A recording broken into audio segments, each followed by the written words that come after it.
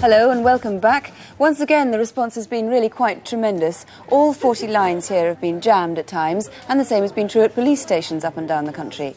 If you haven't yet got through, have pen and paper handy. We'll have the numbers for you in a moment. And if you have phoned, thank you for calling. Here are some of the results.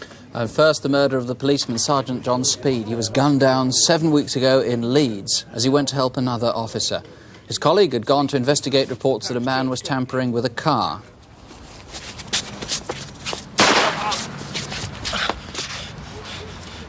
10:13.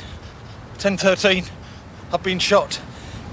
Get an ambulance. As PC John Thorpe lay gravely wounded, the gunman deliberately stalked Sergeant Speed and shot him dead.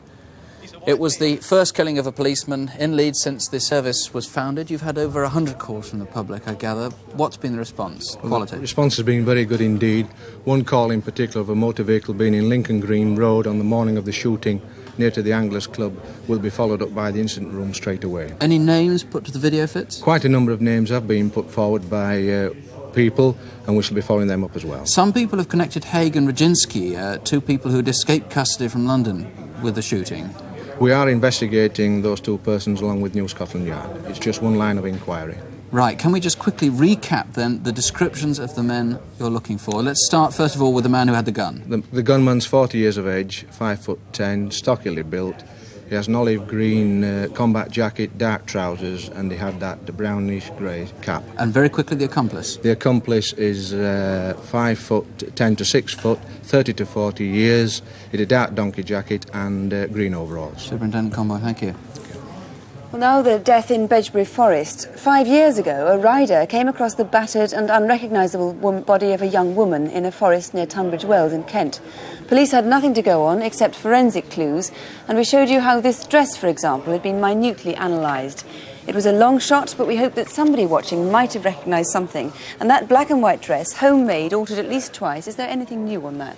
Yes, we've had a number of calls this evening, and one lady from Stratford-on-Avon has phoned in to say that she thinks she made the dress for her mother, and that her mother has since died, and she gave the dress to the Salvation Army to dispose of, but not in the Stratford area. So you'll be asking her to identify the dress and see if she Yes, we will be following that up and taking the dress to her. Any calls from Kent? Yes, we've had a number of calls from Kent on the description and of the artist's impression given, and we are following those up as well. I'll let you go back to the phones. Thank you very much.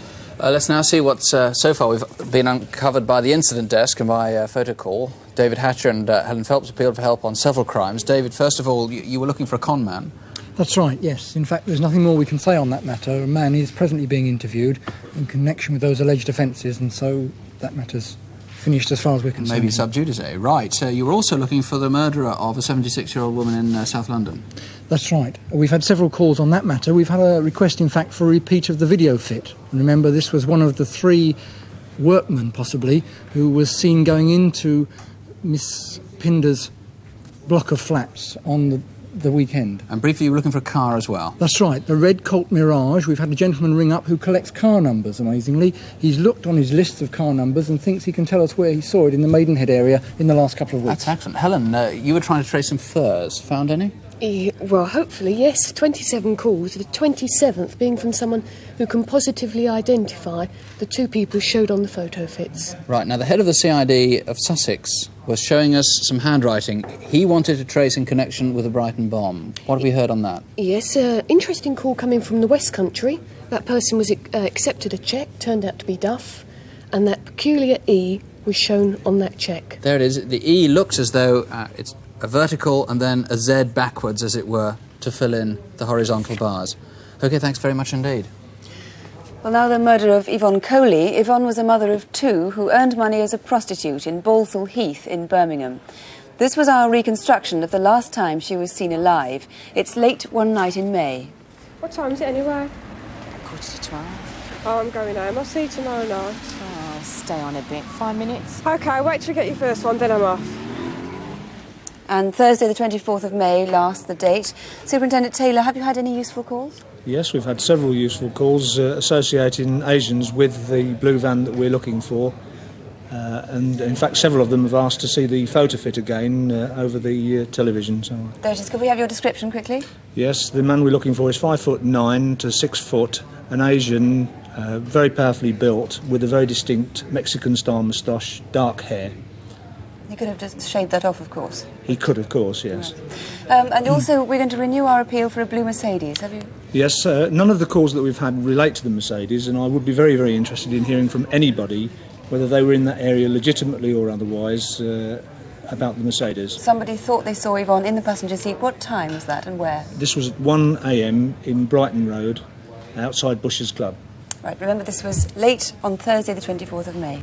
And that's all we've got time for. In fact, calls are still coming in, and we'll be keeping the lines open now until midnight. If you can't get through, in a moment we'll give you local numbers you can call. They're all on CFAX, incidentally, on page 186.